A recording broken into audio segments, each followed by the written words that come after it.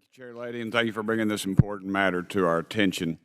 Ms. Gaines, in your experience, do the biological men competing in women's sports start competing before or after taking hormones?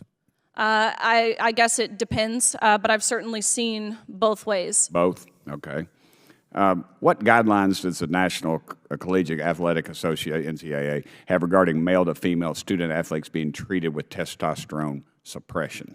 Well, from 2010 to 2022, they had a blanket policy in place for all sports that said just 12 months of hormone replacement therapy, and you compete with the team that aligns with your gender identity. But now, the NCAA, and I think this is incredibly telling, they're in a phase-out approach, meaning they want nothing to do with the topic, which I think is, again, if they wholeheartedly stood by the fact that they believed males could be women and become the same as women, they would stand by their policy, but they're not.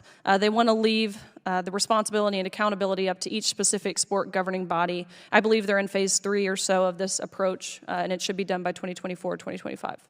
Wouldn't men competing in women's sports at the collegiate level have already gone through puberty? I don't know the exact statistic, but every single male that I've seen competing at the collegiate level in the women's category has gone through male puberty. Right. If a male takes a year of testosterone suppressants, does his bone structure and muscle mass change enough for him to be similar to biological women? No, nor does his height, nor does his lung capacity, nor does his his heart size, his wingspan, foot size, list goes on. And doesn't testosterone have permanent effects through early life exposure? Of course. Okay. Ms. Gaines, another question. Once a man has started competing on a women's team, do they ever switch back to compete on male teams? Not that I have seen. Actually, I will say there was a half marathon runner or a marathon runner who just won in the open category, the non-binary division at the Boston Marathon.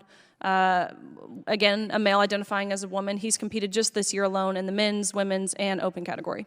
Okay. Ms. Graves, in 2022 you tweeted, maybe anti-trans laws are not actually about protecting women's sports. That's not true. These laws are not only to protect women's sports, but women too. Last year, a biological male playing on a women's volleyball team spiked a high-speed ball into a girl's face, causing a concussion. And I believe I have the video, if we can show that.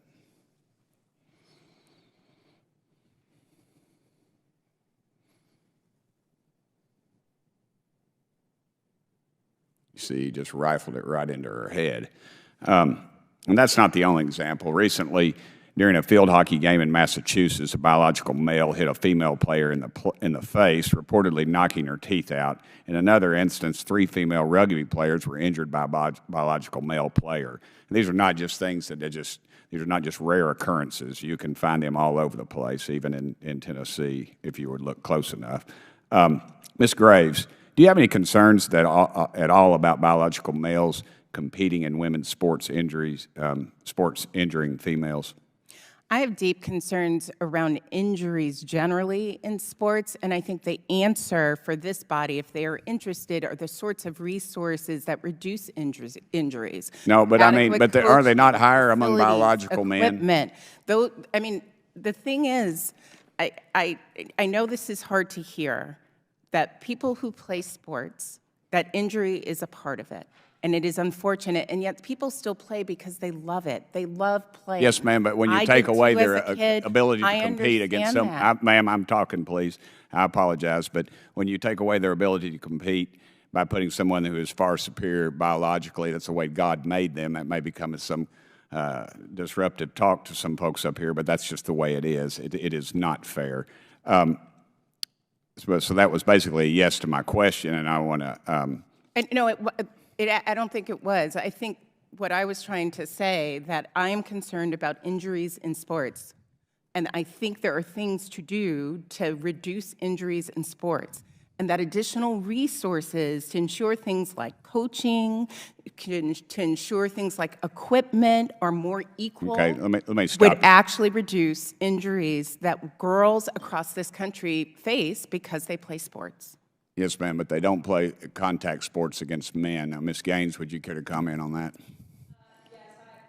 Yes, I absolutely agree. Allowing men into women's sports, of course, increases the severity and the greater likelihood of women getting injured, and to ignore that is entirely disingenuous. And let me just add one more point about this NCAA championships in particular that I find to be incredibly interesting that we haven't talked about in this committee.